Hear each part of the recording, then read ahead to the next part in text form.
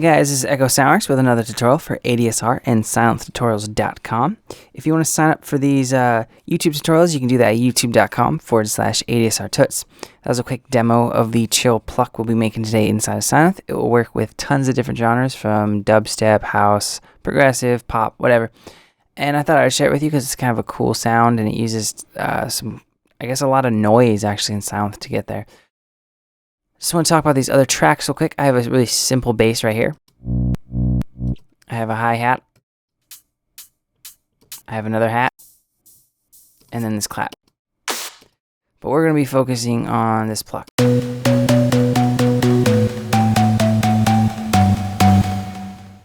So I have a new instance of Sylenth already pulled up and ready to go. Let's jump into this. I'm going to turn the polyphony up a little just so if I wanted to play more chords or more expanded voiced chords, I could. And in Oscillator A1, I'm actually going to select kind of a weird waveform, I guess. It's one I don't typically choose a whole lot. I'm going to select the noise. And I'm going to pitch this up to +1 in the octave box. So it makes it a little bit of a brighter type of noise. I'm going to turn this volume down to about 6.86, around there. So it's going to be a really weird sound for a while until we get further into it. Keep retrigger selected, but let's turn the voices up to 6. And let's give it a little bit of phase so it's a little bit different than the noise we're going to be using in part B. We're going to be using 2 instances of noise here. So I'm going to turn that up to around 40 degrees. And keep the detune and pan and stereo where they are. In Oscillator A2, I'm going to select the triangle waveform. That's the third one in, and the octave you're going to keep where it is, the volume you're going to keep where it is, the phase, detune, stereo, all going to keep where it is. All we're going to do is boost the voice count up to 7. Now let's click on part B, and in part B, Oscillator B1, I'm going to select the noise generator again. I'm going to keep the octave where it is though, and I'm going to turn this down to about 0.71. Keep the phase down at 0 and everything else down at 0, but let's turn this voice count up to 8 so it's really spread out. So you can already hear how the noise is a little bit lower sounding and not shrill for part B. Now in part Oscillator B2, I'm going to select another instance of the triangle wave. So it's the third one in. I'm going to keep the volume and everything where it is. Keep retrigger selected. Just give it one voice. So that's what part B sounds like soloed.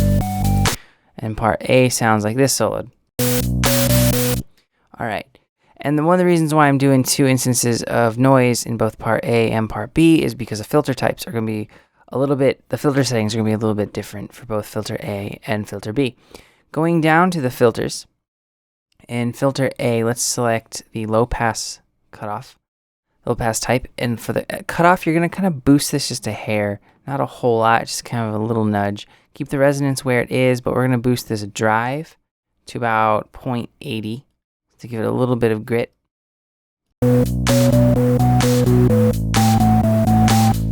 Alright, now let's go to part B. In part B, select a low pass filter again.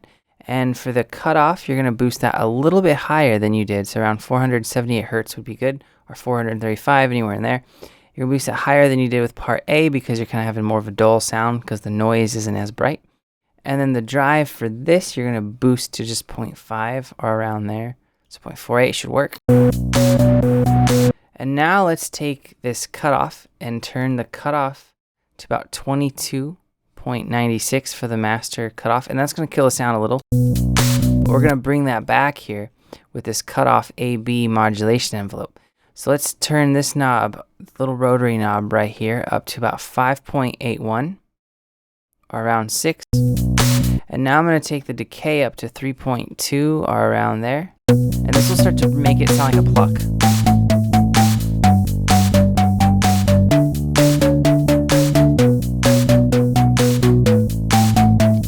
I'm going to go back to my cutoff here and turn it down a little for the Oscillator part B. So I'm going to turn it down to about 312. Actually, no, I'm going to turn it up. I want a little bit more of that. So ignore what I just said. Turn this cutoff for part B up a little bit, so closer to 400 Hertz.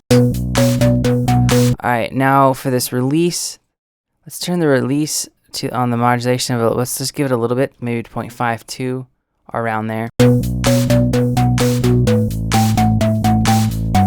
And let's boost the sustain up to about 1.26, and then you can change the release to taste. You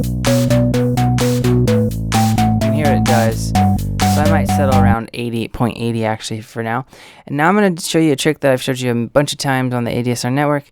Select pitch A and B in one of the modulation envelopes, crank that up to around 10, and then start to boost the decay. So that's too much.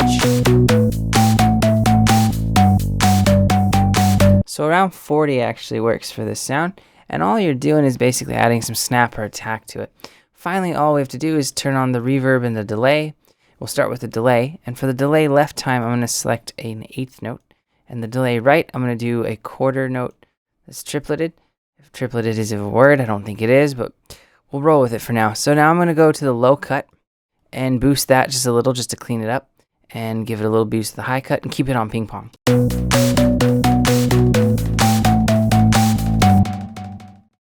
Turn the dry wet down to about 38% or around there. You can do this to taste, of course. Now I'm going to activate the reverb.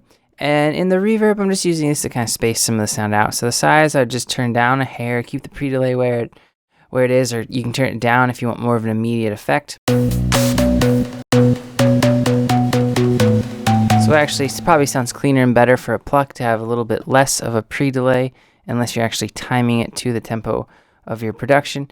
And then the width and the damp you can keep where it is. I'm going to turn the dry wet down just a hair.